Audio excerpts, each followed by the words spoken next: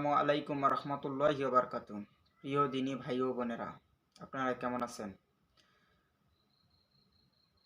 আমরা আজ শাবান মাসের ব্যাপারে এবং ফজিলত ও রোজা সম্বন্ধে জানব।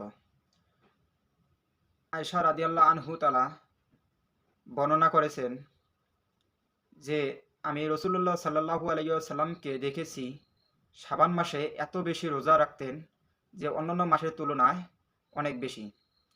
তিনি শাবান মাসের কয়েক দিন বাদে পরিপূর্ণ শাবানে রোজা রাখতেন।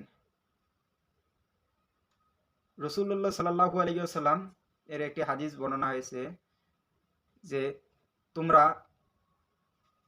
শাবানের 15 তারিখের আগে আপনারা বেশি বেশি করে নফল রোজা করো, আর শাবানের পরে আপনারা রমাজানের ফরজ রোজার জন্য তৈরি হও, এই কথা বলেছেন।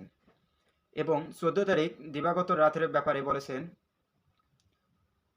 সকল মুসলিম উম্মার কে মাফ করে দেওয়া হবে এই রাতে যদি আল্লাহর কাছে ওই ব্যক্তিগুলো মাফ চায়, বেশি বেশি করে নফল ইবাদত করে। এবং তিনি আরও বলেছেন যে মুশরিক ও হিংসুটে ব্যক্তি ছাড়া সবাইকে মাফ করে দেওয়া হবে এই রাতে। অনেক ফজিলতপূর্ণ এই মাস ও 14ই দিবাগত রাত। আশা করি এই ফজিলত সম্বন্ধে আপনাদেরকে বুঝাইতে পেরেছি। নিত্য নতুন ভিডিও পেতে চ্যানেলটি সাবস্ক্রাইব করে রাখুন।